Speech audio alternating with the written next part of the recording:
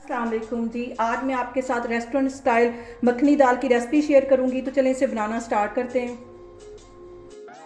Restaurant style मैंने दाल मखनी बनाने के लिए यहाँ पे एक प्याली के करीब में ये मैंने साबुत मूंग की दाल ले ली है और 2 टेबलस्पून के करीब ये रेड वाला लोबिया ले लिया है। ये मैंने आपको दिखाने के लिए यहाँ रखा हुआ है और ये मैंने रात को भिगो के तकरीबन 10-12 घंटे हो गए इसे भिगो के मैंने रखा हुआ है। तो अब मैं आगे आपको दिखाती हूँ।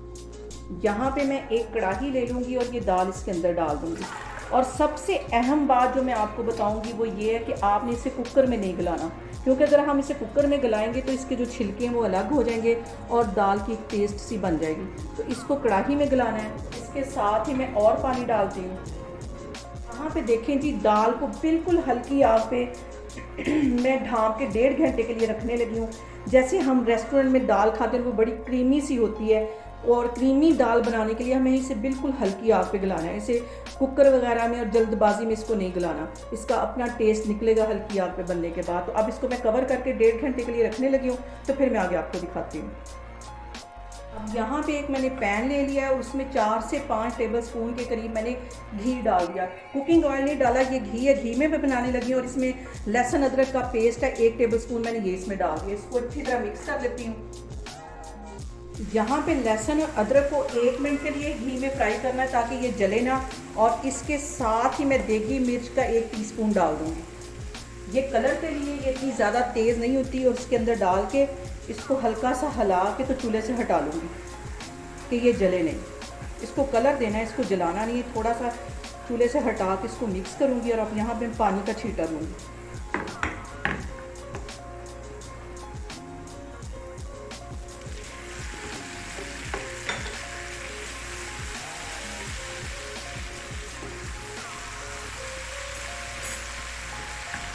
यहाँ पे मैंने 3 टमाटर बड़े साइज़ के अच्छी तरह ग्राइंड कर लिए हैं, वो इसके अंदर चले जाएंगे।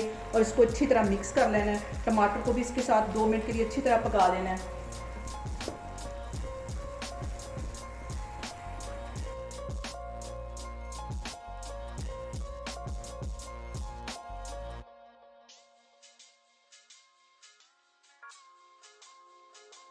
यहाँ पे ये सारा मसाला मैं इस दाल के अंदर डाल दूँगी। इसको अच्छी तरह मिक्स कर लेना है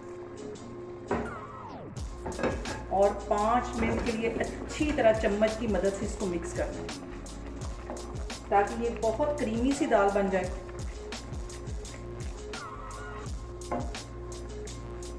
यहाँ पे मैंने एक और पैन ले लिया, उसमें 2 टेबलस्पून के करीब मैंने घी डाल दिया है और उसमें तकरीबन आधा टीस्पून के करीब इसमें मैं ये कसूरी मेथी डाल दूँगी और आधा ही ये टीस्पून में इसमें कश्मीरी मिर्च डाल दूँगी। इसको सिर्फ 1 मिनट के लिए पकाना है।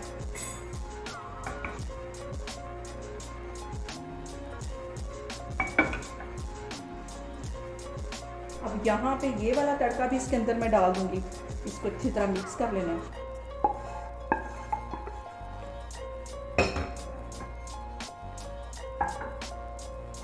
यहाँ पे देखिए इसका कितना खूबसूरत कलर दाल का है। तो अब मैं आपको डिश आउट करके दिखाती हूँ।